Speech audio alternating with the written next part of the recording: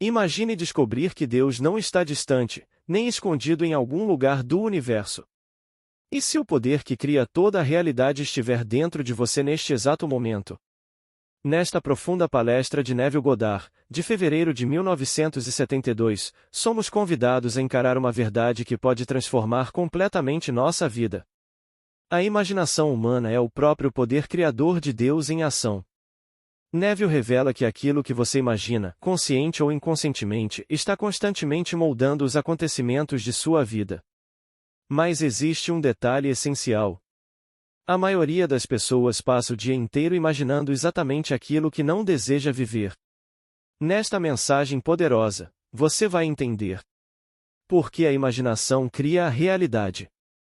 Como encontrar Deus dentro de si mesmo, o segredo de sentir depois do desejo. Como transformar sua vida mudando sua atividade imaginativa. Se você aprender a observar e direcionar sua imaginação, descobrirá algo extraordinário. O poder que cria o mundo inteiro está operando dentro de você.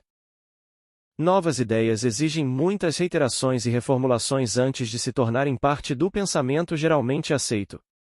A ideia que venho tentando disseminar desde que comecei, em 1938, ainda é nova. Ela choca qualquer um que a ouça. E mesmo depois de ouvi-la por anos e anos, e pensar que se está vivendo de acordo com ela, descobri que, na verdade, não se está vivendo de acordo com ela. Ela ainda não se tornou parte do pensamento da pessoa. E é porque a imaginação cria a realidade. Digo isso porque identifico a imaginação com Deus em ação. Para mim, o homem é pura imaginação e Deus é o homem, existindo em nós e nós nele. O corpo eterno do homem é a imaginação. E esse é o próprio Deus. Se por Deus entendo o Criador do universo, o Criador e o Senhor de todo o vasto universo, e identifico esse Criador com a imaginação humana, então o homem deveria ter mais cuidado com o que imagina.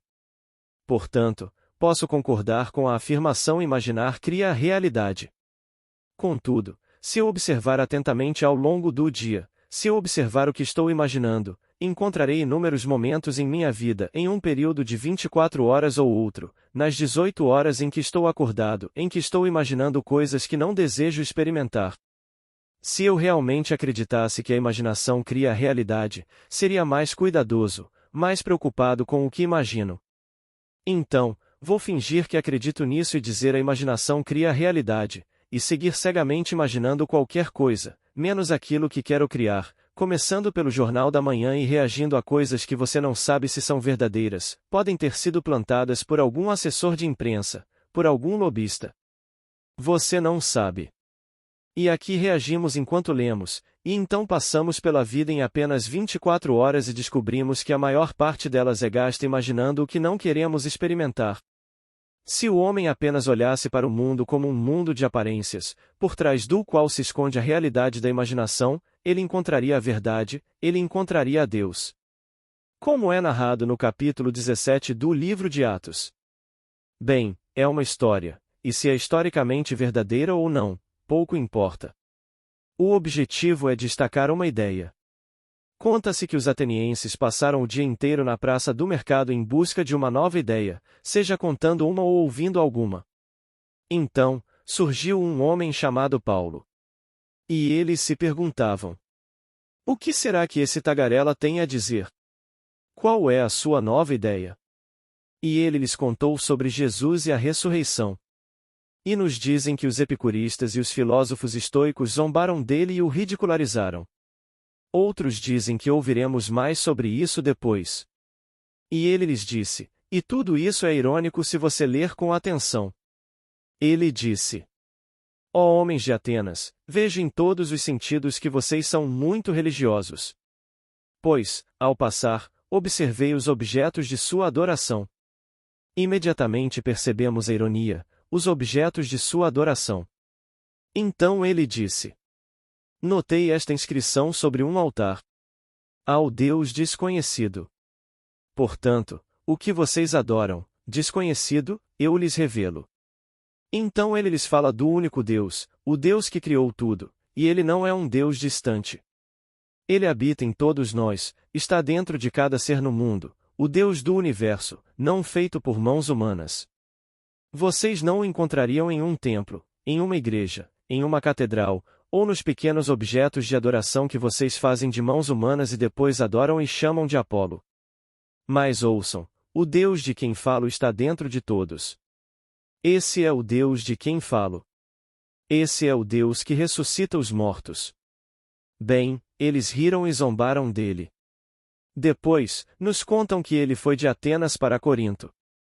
O que ele fez lá, ninguém sabe. Não sei se Atenas o acolheu porque eram os sábios da época. Eram considerados os homens mais eruditos do mundo. Ainda hoje temos esses homens. Eles desdenham de tudo que não faz parte de suas grandes e volumosas obras. Mas eu lhes digo, se, como Paulo disse aos atenienses, vocês o procurariam apalpando, o encontrariam. Se vocês o procurassem apalpando, o encontrariam. Encontrar o quê? Encontrar o Deus do universo. Pois ele não nos deu o espírito do mundo, mas o espírito de si mesmo. Esse espírito de si mesmo no homem é a maravilhosa imaginação humana. Quando você diz, eu sou, isso é Deus, o único Deus, e não há outro Deus, portanto, ele está em cada homem, cada mulher, cada criança nascida de mulher. É o Deus nesse ser que permite que ele respire, viva e experimente o que chamamos de vida neste mundo. Esse é o seu eu imortal. Portanto, o corpo eterno do homem é a imaginação. E esse é o próprio Deus. Aquele de quem falamos no Novo Testamento como Jesus. Esse é Deus. Mas onde está? Algo externo? Não, ele está em você. Quando você diz, eu sou, esse é Jesus. Agora o mundo é ensinado de forma diferente, portanto, é um choque para eles quando ouvem isso, eles não querem ouvir. Eles ouvirão se isso simplesmente puder melhorar suas vidas neste mundo, ganhar mais dinheiro, fazer as coisas que desejam e ainda se apegar a esse pequeno objeto externo. Então, ele falou. Observei os objetos de sua adoração. Bem, o homem faz isso com o que eles chamam de Jesus. Eles pegam suas mãos humanas, fazem um molde de algo, chamam de Jesus, colocam em um pedaço de madeira, ou em outra coisa, colam na parede e fazem o sinal da cruz para dar sorte. Aí está o objeto de sua adoração. Algo que eles mesmos fizeram. O Criador é maior do que a coisa criada, não importa quão maravilhosa seja a criação, certamente o artista é maior do que sua obra. E assim, fazemos todas essas coisas, as colocamos do lado de fora e nos curvamos diante delas para adorá-las. Digo-vos que a vossa própria e maravilhosa imaginação humana é Deus, e isso é Deus. Ora, se eu apenas observasse isto e o mantivesse em mente, seria capaz de pôr Paulo à prova. Ele disse: busquem-no com o tato e o encontrarão. Blake disse: a imaginação é uma sensação espiritual. Sensação espiritual, mas como eu o buscaria com o tato e o encontraria? Bem, em primeiro lugar, ele faz todas as coisas boas, mais ou indiferentes. E ele me espera com a mesma indiferença e rapidez quando a minha vontade é má, como quando é boa, porque ele é o poder criador. Ele mata, dá vida, fere, cura, tudo é feito pelo único poder criador. Não existe outro Deus que seja mau e outro que seja bom. Um que seja totalmente amoroso e outro que seja totalmente odioso. Não, apenas um poder. E esse poder é a imaginação humana. Então, como me sentirei depois dele? Como seria a sensação se fosse verdade? Verdade? Que eu sou o homem que gostaria de ser. Como seria essa sensação? Teste, pois todas as coisas foram feitas por ele, e sem ele nada do que existe teria sido feito. Mas agora, se eu ousar assumir que sou o homem que quero ser, e persistir nessa suposição, vigiando meus pensamentos manhã, tarde e noite, então, qualquer coisa em que eu me veja remoendo e que esteja em conflito com essa suposição, eu a ignoro, eu a deixo de lado. Serei fiel a essa visão divina, a visão de mim mesmo. Então, sempre que eu me flagrar sentindo menos do que aquilo que estou sentindo ou tentando externalizar no meu mundo, simplesmente para e retorno àquela suposição de que sou o homem que quero ser. Se eu persistir nisso e isso se tornar um fato, então eu o terei encontrado. Eu não observo a imaginação como observo objetos no espaço. Eu sou a realidade que se chama imaginação. Portanto, você não vê Deus porque Deus é espírito, mas vê os resultados da sua atividade em você. Ele está ativo em você enquanto você imagina. Você é completamente livre para imaginar o bem, o mal ou a indiferença. Então, você simplesmente escolhe o que quer imaginar. Gostaria de ser e dá um nome a isso. Mas você diz: não tenho a formação necessária. Não tenho as qualificações necessárias. Isso não importa. Se a imaginação cria a realidade, você não precisa da qualificação que o mundo pensa que você precisa. Tudo o que você precisa fazer é simplesmente assumir, com ousadia, que você é o homem, a mulher que gostaria de ser. E se isso se comprovar na prática, então você o encontrou. Então, Paulo disse aos atenienses: apalpem e vocês o encontrarão. Bem, eu vi isso inúmeras vezes nos meus 34 anos de ensino. Comecei em fevereiro de 1938 e aqui estou, em fevereiro de 1972, e ainda não vi isso falhar se nós, o poder operante, o aplicarmos. Ele não se aplica sozinho. Nós somos o poder operante. Pois Deus está no homem e Deus é a própria e maravilhosa imaginação humana do homem. Portanto, se eu ousar assumir que sou aquele que gostaria de ser, bem, é Deus quem está fazendo isso. Então, como me voltarei para Deus esta noite? Digamos que meia dúzia de pessoas me fizesse esse pedido esta noite, e eu responderia sem demora. É uma declaração feita no livro de João, a Epístola de João.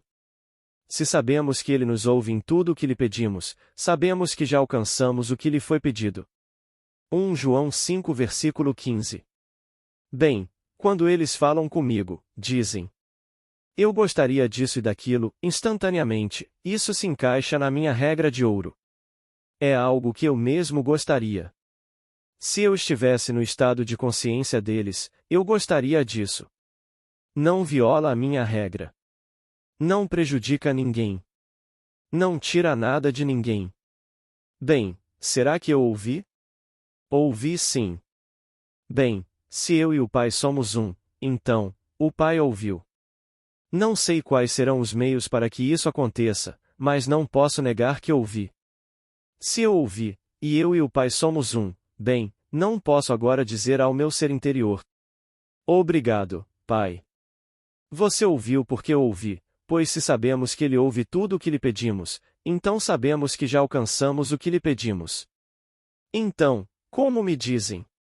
Eu gostaria disso e daquilo, bem, então, eu ouvi.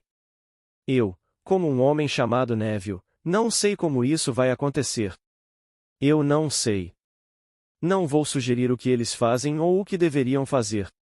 Eu só sei que ouvi, e, se eu ouvi, meu Pai ouviu, porque Ele e eu somos um. Ele é a minha própria e maravilhosa imaginação humana. Então, eu pude dizer para mim mesma, como se fossemos duas: obrigada. Você ouviu porque eu ouvi, e então permitir que a profundidade do meu ser encontrasse os meios necessários para que isso acontecesse. E a partir desse momento, não sou responsável por isso. Não ligo para eles e pergunto: aconteceu? Não entro em contato com eles, não escrevo e pergunto: como estão as coisas? Não é da minha conta. Fiz o que me pediram. E tudo o que me pediram foi que ouvisse e usasse minha imaginação com carinho em nome deles. Bem, fiz isso num piscar de olhos. Você não precisa se esforçar muito para isso. Eu não preciso ir a uma igreja, a uma sinagoga ou a algum lugar supostamente sagrado. Onde quer que eu esteja, o lugar deve ser sagrado, porque o Pai está dentro de mim. E onde posso encontrar um lugar mais sagrado do que onde Deus está? Se eu sei que Deus é a minha própria e maravilhosa imaginação humana, então onde posso ir que seja mais sagrado do que onde quer que eu esteja, não importa onde seja. Então, o pedido foi feito, eu o ouvi. E então, tendo ouvido, agradeço ao ser dentro de mim, que possui os meios, a sabedoria e o poder de externalizá-lo. Sabendo que todo o mundo exterior, toda a realidade objetiva, é produzido unicamente pela imaginação. O que agora é comprovado no mundo já foi apenas imaginado. Tente negar isso, tente negar. Não há nada neste mundo que você possa dizer ser real que não tenha sido primeiro apenas imaginado. Portanto, digo a todos aqui presentes, prestem atenção à seguinte declaração. Apalpe-o e você o encontrará. Atos 17 versículo 27. Ele não disse que você poderia encontrá-lo. Procure por ele com o tato e você o encontrará. Mas essas ideias são tão novas, e ao mesmo tempo não são, elas remontam ao Antigo Testamento. Aqui, encontramos a palavra para imaginação usada como a palavra oleiro. Bem, se você disser a palavra oleiro, vá até a casa do oleiro, e eu lhe darei a minha palavra. Então, fui até a casa do oleiro e lá ele estava trabalhando em sua roda, e o vaso em sua mão se estragou. Então, ele o refez, transformando-o em outro vaso, como lhe pareceu bem fazer. Se você ler isso na forma da história, como é contada no capítulo 18 de Jeremias, você pensará em um homem com barro nas mãos, em sua roda, moldando, fazendo um vaso. Fazendo algum tipo de, bem, poderia ser qualquer coisa, um prato. Não é isso. A palavra oleiro significa imaginação. É como dizer a você: use sua própria imaginação e veja o que você está fazendo com um amigo. Você acabou de ouvir que ele estava precisando de ajuda. Você vai terminar isso e dar a ele uma utilidade maior, ou vai retrabalhá-lo em outro vaso, como lhe pareceu melhor. Você não vai à casa de um oleiro qualquer, vá até a casa do oleiro, e lá, vou lhe dizer o que vou dizer. Então, fui até a casa do oleiro e lá ele estava trabalhando em sua roda. E o vaso em sua mão estava estragado. Ele não o jogou fora nem o descartou. Ele o retrabalhou em outro vaso, como lhe pareceu melhor. Então, um homem, um amigo nosso, está desempregado. Certo, ele está desempregado e não tem as qualificações para um emprego melhor, e não há emprego disponível no momento para o que ele tem. E daí? Vou reimaginar a situação. Vou ouvi-lo me dizer que tem o emprego mais maravilhoso do mundo e que está empregado e bem remunerado. Qual é o emprego? Eu não sei. Mas posso dizer a mim mesmo. Bem, se eu ouvi isso, certamente a essência do meu ser também ouviu. E então, posso dizer, obrigado. Tendo reimaginado em minha mente como um ser completamente diferente, o mesmo amigo, mas não mais desempregado, agora ele está empregado e bem remunerado. Então, sinta isso. Se eu consigo sentir esse estado, estou encontrando Deus, pois Deus é Espírito. E permita-me dizer-lhe, e por Espírito, não me refiro a algo intangível. É, na verdade, a forma humana divina. Quando falo da imaginação humana, refiro-me a uma forma, a uma realidade, a forma divina. Portanto, o corpo eterno do homem é a imaginação humana. E esse é o próprio Deus. E não há outro Deus. Ele disse: eu mato e dou a vida. Eu firo e curo. Eu faço todas as coisas, e ninguém pode livrar das minhas mãos. Isto é Escritura. Mas o homem, quando ouve a palavra Deus, pensa que existe algo no espaço. Onde exatamente, ele não sabe ao certo, mas algo no espaço. Se a palavra Deus, de alguma forma, evoca em você algo que seja diferente da sua própria e maravilhosa imaginação humana, você está com o Deus errado.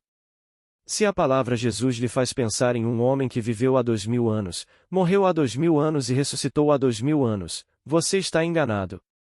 Dizem que Jesus está dentro de você. Se ele está dentro de mim, eu deveria descobrir exatamente onde ele está em mim. E quem é ele? Bem, eu o encontrei. Ele é a minha própria e maravilhosa imaginação humana. Esse é Jesus. E tudo o que se diz sobre ele, toda criança nascida de mulher experimentará, descobrirá que ele é Jesus, e não há outro Jesus. Então, as Escrituras dizem, em Mateus 17. No fim, só existe Jesus. Por quê? Agora, no livro de João, a Epístola de João, dizem: e quando ele aparecer, seremos semelhantes a ele. Porque quando ele aparecer, e for somente Jesus, bem, eu tenho que ser como ele. Então, dentro de mim, tudo se revela. E tudo o que foi dito sobre ele, pelo menos independentemente de as pessoas acreditarem ou não, eu presenciei.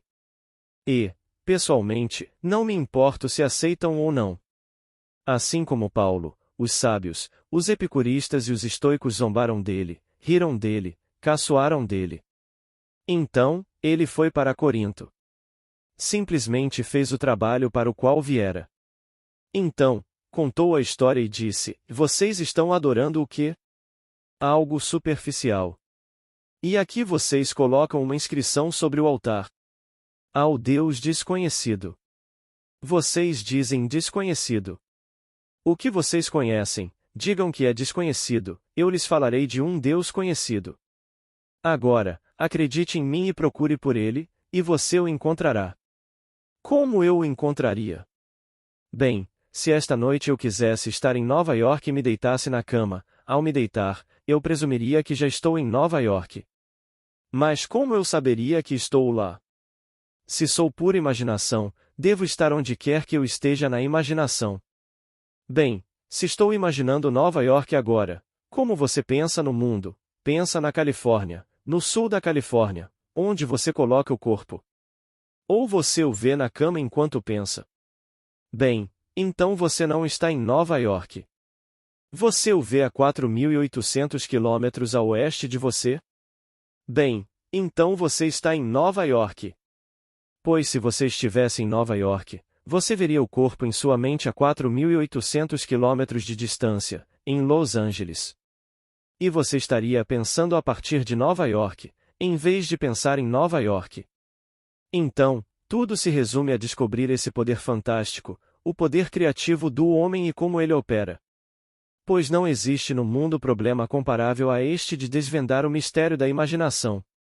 Poder supremo, sabedoria suprema e deleite supremo aguardam aquele que conquistar este mistério. Então, esteja você na prisão, tudo bem, você está na prisão e ousa presumir que está livre. Você não vai arrombar as portas, ser preso e enviado para uma pena mais longa, simplesmente presume que está livre. Hoje, no corredor da morte, muitos deles rezam para que seus filhos não sejam colocados na câmara, e eles acreditam em suas orações. E então, a Suprema Corte emite um veredicto: chega de matar homens porque eles mataram alguém. Se você aprova ou desaprova, esse não é o ponto. Todas as coisas são possíveis no mundo de Deus, todas as coisas. Então, não vou emitir nenhuma opinião sobre se isso é certo ou errado. Não vou me envolver emocionalmente sobre se eles fizeram a coisa certa ou errada. Eu só sei por experiência própria: se eu tivesse um filho lá, eu o quereria livre.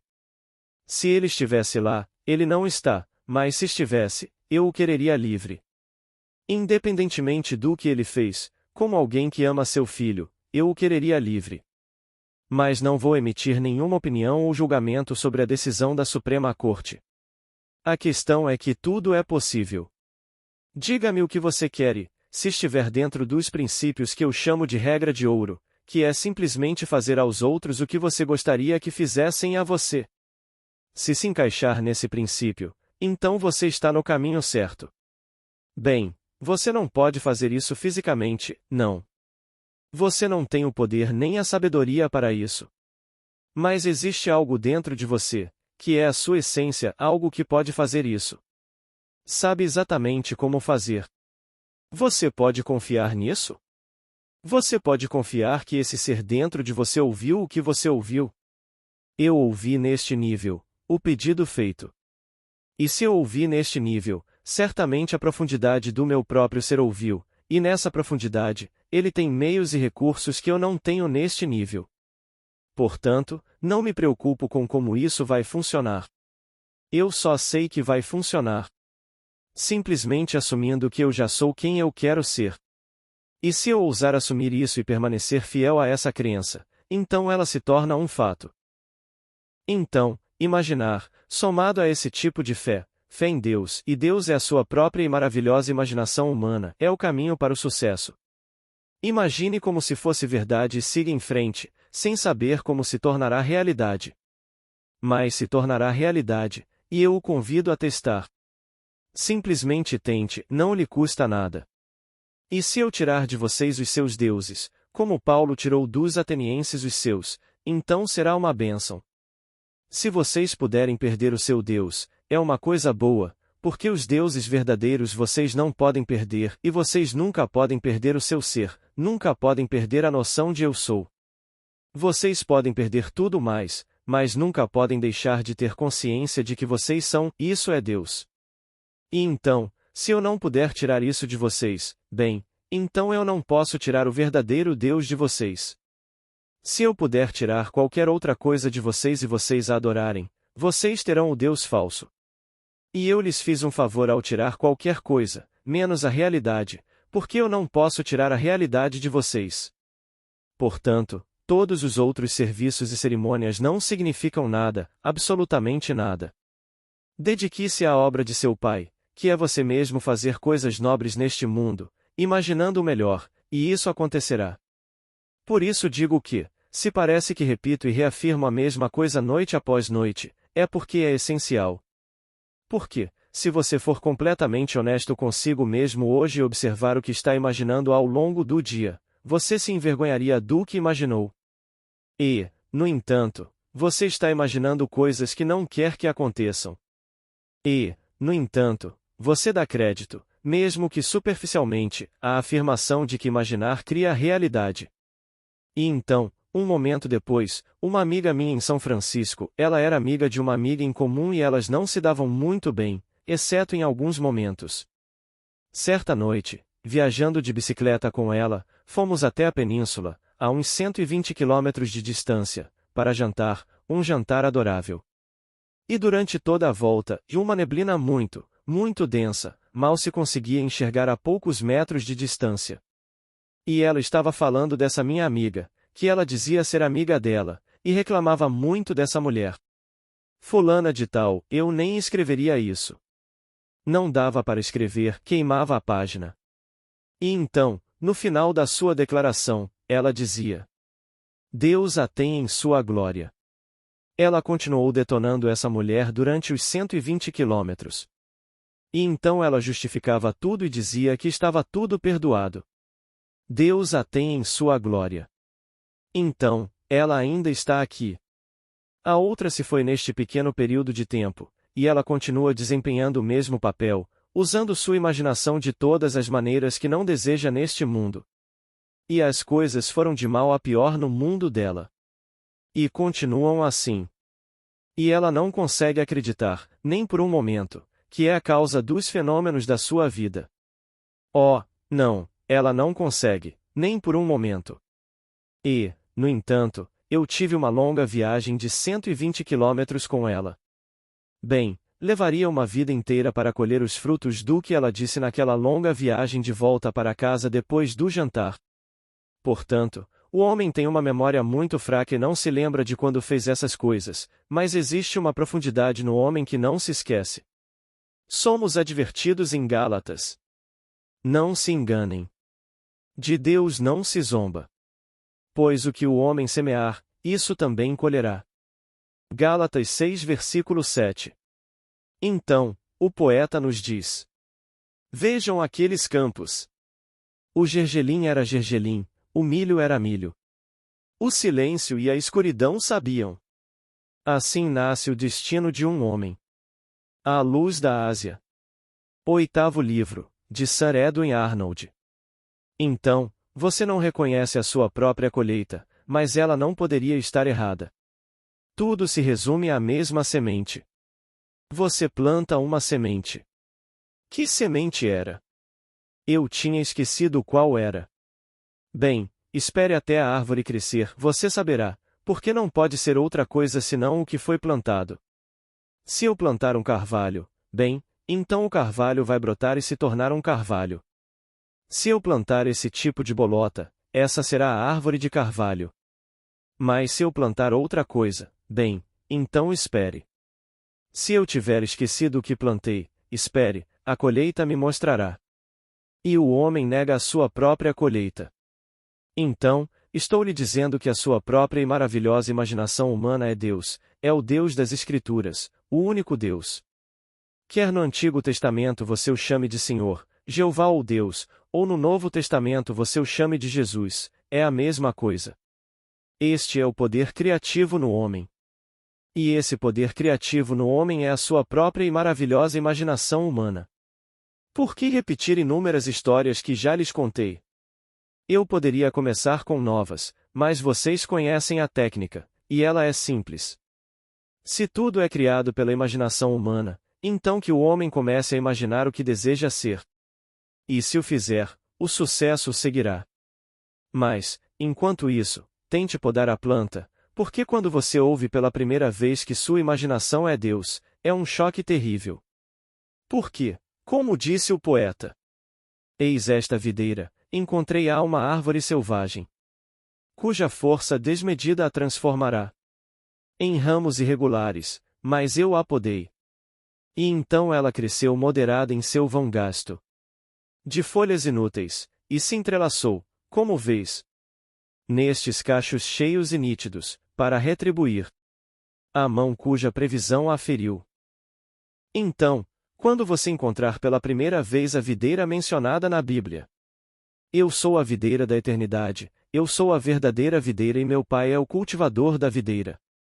João 15 versículo 1. E você descobre que a videira é fruto da minha imaginação, mas aí tudo se transformou em folhas, folhas e galhos inúteis. Não produzia uvas.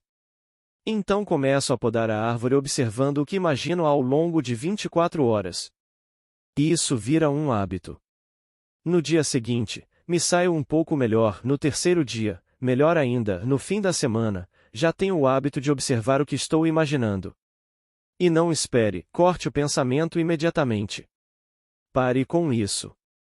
Pare de imaginar, não se deixe levar. Já ouvi pessoas me dizerem: só mais um segundo. É tão bom cortá-lo.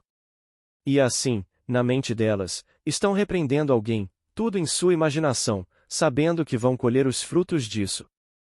Ora, se você sabe disso, não vai simplesmente gastar 5 segundos preciosos a mais para finalizar essa emoção, pare com essa emoção e siga em frente com uma nova tendência. E então você poda a planta. E finalmente, essa planta vai te recompensar com cachos limpos e cheios porque você a feriu sabiamente. E então você mantém essa trepadeira crescendo e ela lhe dará enormes dividendos. Eu sei por experiência própria. Ao deitar-se à noite, deixe que seu último pensamento seja algo nobre, algo maravilhoso que você seja agora, ou que aqueles que você ama sejam agora, o que você gostaria de ser, e mergulhe nesse estado de espírito e faça disso um hábito. Como dizem, você planta uma semente, a semente se torna um ato, o ato se torna um hábito e o hábito se torna o caráter. Então, se parece que estou me repetindo, é porque preciso. Porque se alguém aqui esta noite pudesse me dizer honestamente que, ao longo de 24 horas, observou exatamente o que estava imaginando e não encontrou nada de errado, bem, eu gostaria de ouvir isso. E não vou chamá-lo de mentiroso, porque não estou aqui para julgar, mas seria maravilhoso se você pudesse me dizer isso. Mas eu sei que todos nós somos vítimas do hábito. E nos acostumamos com essas conversas internas desagradáveis. E pensamos que ninguém observa, ninguém vê. Então, como nos é dito no livro de Ezequiel, ele disse: Filho do homem, desce e veja o que estão fazendo os anciãos da casa de Israel. Então, desci à casa para observar os anciãos da casa de Israel. E lá estavam eles, cada um em seu próprio quarto, entalhando na parede. Que parede? A parede do seu próprio interior, a parede do seu crânio. E eles estão fazendo coisas abomináveis. E dizem: se ninguém nos vê, o Senhor se esqueceu de nós. Pensam que, por fazerem isso no silêncio que ninguém conhece, a única realidade é a sua própria e maravilhosa imaginação humana. E essa imaginação está plenamente consciente do que o homem faz e o recompensa, bom, mal ou indiferente, com seu ato imaginativo. Agora, ninguém pode me dizer que você não poderia começar a prosperar esta noite, se quisesse, isso é um termo relativo. O que você entende por prosperidade pode não ser o mesmo que outra pessoa entende. Mas imagine você, e pense em si mesmo, como se sentiria se fosse verdade. Como se sentiria? E então, siga com seus afazeres sentindo que é verdade, em vez de gastar seu precioso tempo lendo sobre Howard Hughes, ou quem se importa. Perguntei a um amigo meu, que me perguntou se eu estava acompanhando a história, eu disse, sabe, ele não me conhece e eu não o conheço. E tenho quase certeza de que, se o encontrasse, ele não me ofereceria um sanduíche. Então, com o que eu deveria me preocupar? Ele não paga meu aluguel, não compra minhas roupas, não contribui para o meu padrão de vida, e eu deveria me preocupar com o que ele está fazendo? Ele não me interessa, absolutamente nada. Então, eu devo gastar meu precioso tempo lendo sobre Howard Hughes? Quase sinto pena do homem, Irving, que escreveu aquilo, porque os tais editores sábios da revista Life e os sábios da outra revista foram enganados. E eles são tão sábios, enganados por $500 mil. Então, não estou dizendo que gostaria de repetir isso na minha vida, mas é quase como se fosse bem feito para eles. Fazer isso com as pessoas. E quem se importa com Hughes, na verdade? Qual é a contribuição dele para a vida? Ele ganhou 2 bilhões. E daí? Não te pagou um jantar. Não fez nada por ti. Então, qual é a tua preocupação? Considere a história das Escrituras. Veja-a como ela realmente deveria ser vista desde o princípio. Que a sua própria e maravilhosa imaginação humana é o Deus mencionado nas Escrituras. E por meio dele, todas as coisas foram feitas, e sem ele nada do que existe teria sido feito. Comece neste cômodo. Você está vestindo roupas, sentado em cadeiras, em uma casa. Tudo aqui foi inicialmente apenas imaginado, as roupas que você veste, as cadeiras em que está sentado, o prédio que agora o abriga. Tudo aqui foi inicialmente apenas imaginado. E então se tornou um fato objetivo. Portanto, a realidade objetiva é produzida unicamente pela imaginação. Agora você quer objetificar algo completamente diferente do que você tem até agora. Bem, então, mude o ato imaginativo. Tentar mudar as circunstâncias antes de mudar a atividade imaginativa é lutar contra a própria natureza das coisas. Eu não consigo porque minha atividade imaginativa está produzindo as realidades objetivas. E eu não posso mudar esse fato objetivo até que eu mude o que o está causando. E a causa é uma atividade imaginativa invisível. Como nos disseram. Ele traz coisas que não são vistas e as chama como se fossem vistas, e elas se tornam visíveis. Romanos 4 versículo 17. As coisas que agora se veem foram feitas do que não se vê. É o que nos é dito na Epístola aos Hebreus. O que agora se vê foi feito do que não se vê. Bem, se isso é um fato, e as Escrituras o apresentam como verdade há séculos, então coloquem-no à prova. Desafiem, sim, desafiem as Escrituras, como elas nos ensinam a fazer. Vocês não percebem que Jesus Cristo está em vocês? Examinem-se e vejam se estão firmes na fé. Bem, teste-o e veja. Se ele está em mim e faz todas as coisas, vou testá-lo. Bem, eu o testei repetidas vezes e o achei fiel. Em alguns momentos da minha vida, ousei presumir que tinha o que a razão me dizia que eu não tinha, e meus sentidos negavam, mas ousei presumir que o tinha, e aconteceu. Surgiu do nada. Aconteceu. Então, ensinei esse princípio a outros. Eles o aplicaram e aconteceu. Mas, curiosamente, depois que alguém melhora um pouco de vida, reflete sobre isso e, como sempre acontece de maneira perfeitamente normal e natural, diz: ah, bem, teria acontecido de qualquer maneira. E então volta a dormir profundamente. Você pode dar um sedativo a alguém e tentar despertá-lo. Por um instante, ele fica alerta, aparentemente alerta. Mas enquanto você conversa com ele, volta a dormir profundamente. Essa é a humanidade. Eles sonham com esse sonho da vida. E veem o fruto do que imaginaram e negam que sua imaginação o tenha produzido. Então, voltam a dormir profundamente, retornando ao estado negativo. Mas eu pergunto a vocês que vêm aqui. Persistam em observar o que estão fazendo ao longo de 24 horas. Vocês não ficam alertas por 24 horas, mas considerem, digamos, 16 horas. Se vocês dormem 8 horas, então durmam 16 horas e tentem observar o que estão imaginando. E se por acaso se pegarem imaginando algo que não desejam vivenciar, parem imediatamente, e não deem mais um segundo a isso. Pode ser que vocês estejam no meio de uma emoção e queiram completá-la e reprimi-la completamente. Não façam isso. Parem. Interrompam. Isso causa uma espécie de aborto mental, um aborto espontâneo.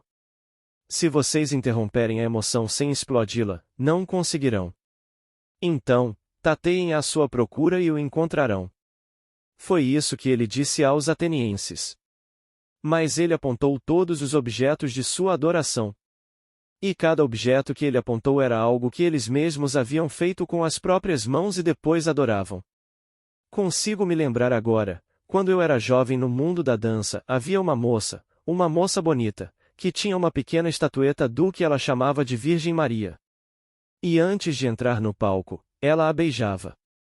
O objetivo era simplesmente atrair raios com seus beijos. E ela realmente acreditava que isso lhe garantia sucesso. Ela a beijava e a cobria de beijos, e então subia ao palco. E aquele era o seu pequeno objeto de adoração. Ela acreditava que aquilo era realmente a Virgem Maria. Quer dizer, digo-lhe, sem qualquer crítica, a maioria dessas coisas é feita por pessoas que se dizem artistas e estão tão distantes de qualquer conceito de arte. São coisas monstruosas feitas aos milhões, não por bons artistas. Mas ela tinha a sua pequena estatueta, sentada em cima do palco, junto à sua penteadeira, e a cobria de beijos, e então corria para o palco e dançava. Uma vez fui a uma festa. E esses rapazes. Um era padre, ou ia ser padre e desistiu para se alistar na guerra, os outros, todos entraram para o exército. Um saiu surdo, outro saiu com um pé amputado acima do joelho e um braço amputado. E esse outro, que era padre, ou estava prestes a ser padre, saiu com outra sequela, não voltou para o sacerdócio. Mas todos usavam suas medalhas de São Cristóvão quando mergulhavam na piscina de casa, e atribuíam sua recuperação, ou sua suposta saída do exército, a São Cristóvão. Isso foi antes de São Cristóvão ser rebaixado. Ele foi rebaixado. O Papa acabou de dizer que São Cristóvão não existe mais. Mas antes disso, eles atribuíam tudo a ele, e um com um pé amputado, um com um braço amputado, um surdo e um com tuberculose. E esse era São Cristóvão. Ele não fez um bom trabalho. Mas eles estavam. Estavam completamente. Eu disse à minha esposa: querida, e se eles soubessem o que eu ensino?